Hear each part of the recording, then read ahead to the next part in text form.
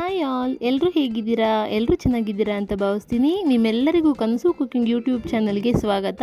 ಇವತ್ತಿನ ರೆಸಿಪಿ ಬಂದು carrot halwa. Khoa ಬಳಸ್ದಲೇ carrot ಹಲ್ವಾನ ಹೇಗೆ ಮಾಡೋದು ಅಂತ ನೋಡೋಣ ಬನ್ನಿ. ನಾನಿಲ್ಲಿ 1 kg ಆಗುವಷ್ಟು ಕ್ಯಾರೆಟ್ನ ಸಣ್ಣದಾಗಿ ತುರಿದಿಟ್ಕೊಂಡಿದ್ದೀನಿ. ಒಂದು 8ರಿಂದ 10 ಏಲಕ್ಕಿ ಕುಟ್ಟಿ ಪುಡಿ ಮಾಡ್ಕೊಂಡಿದ್ದೀನಿ. ಮತ್ತು ನಾನು ಬಾದಾಮಿ, ಗೋಡಂಬಿ, ದ್ರಾಕ್ಷಿ ತೊಗೊಂಡಿದ್ದೀನಿ. ಒಂದು 5 ಟೇಬಲ್ ಸ್ಪೂನ್ ತುಪ್ಪ ತೊಗೊಂಡಿದ್ದೀನಿ. ಒಂದು ಅರ್ಧ ಲೀಟ್ರ್ ಹಾಲು, ಒಂದು ಅರ್ಧ kg ಆಗುವಷ್ಟು ಸಕ್ಕರೆ ತೊಗೊಂಡಿದ್ದೀನಿ. ನಿಮ್ಮ ಮನೇಲಿ ಯಾವ ಡ್ರೈ ಫ್ರೂಟ್ಸ್ ಇದೆ ಅದನ್ನ ನೀವು ಯೂಸ್ ಮಾಡ್ಕೊಳ್ಳಿ. ನಿಮ್ಗೆ ಇಷ್ಟ ಆಗೋಂಥ ಡ್ರೈ ಫ್ರೂಟ್ಸ್ ಎಲ್ಲ ನೀವು ಯೂಸ್ ಮಾಡ್ಕೋಬೋದು.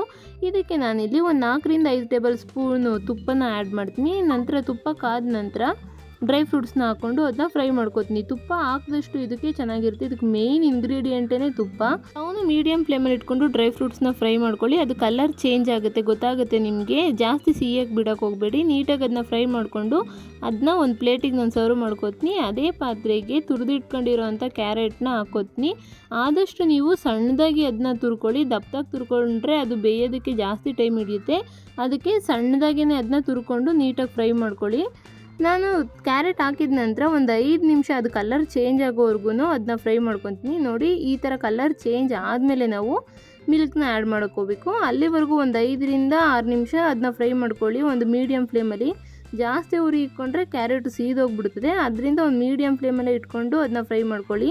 ಕ್ಯಾರೆಟ್ ಕಲರ್ ಚೇಂಜ್ ಆದಮೇಲೆ ಇದಕ್ಕೆ ಮಿಲ್ಕ್ ಆ್ಯಡ್ ಮಾಡ್ಕೋತೀನಿ ನಾನು. ಇದಕ್ಕೆ ಒಂದು ಅರ್ಧದಿಂದ 3/4 ಲೀಟ್ರು ಮಿಲ್ಕ್ನ ಆ್ಯಡ್ ಮಾಡ್ಕೋತೀನಿ. ಕ್ಯಾರೆಟ್ ತುರಿ ಏನಿದೆ ಅದು ಮುಳುಗೋವರೆಗೂ ಹಾಲನ್ನ ಹಾಕ್ಕೊಳ್ಳಿ. ತುಂಬ ಜಾಸ್ತಿ ಹಾಕಿದ್ರೆ ಅದನ್ನ ಬೇಯಿಸೋದಕ್ಕೆ ತುಂಬ ಜಾಸ್ತಿ ಟೈಮ್ ಹಿಡಿಯುತ್ತೆ. ಅದೆಲ್ಲ ಆವಿ ಆಗಬೇಕು. ಅದಕ್ಕೋಸ್ಕರ ಜಾಸ್ತಿ ಏನು ಹಾಲು ಹಾಕೋಕ್ಕೆ ಹೋಗಬೇಡಿ. ಒಂದು ಮೀಡಿಯಮ್ ಕ್ಯಾರೆಟ್ ಮುಳುಗೋವರೆಗೂ ಅದನ್ನ ಹಾಕ್ಕೊಳ್ಳಿ.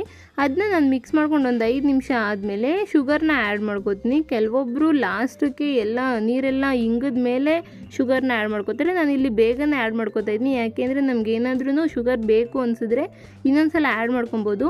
ಸಕ್ಕರೆ ಎಲ್ಲ ನೀಟಾಗಿ ಮಿಕ್ಸ್ ಮಾಡಿಬಿಟ್ಟು ಒಂದು 10 ನಿಮಿಷ ಅದನ್ನ ಮೀಡಿಯಮ್ ಫ್ಲೇಮಲ್ಲಿ ಬೇಯಿಸೋಣ.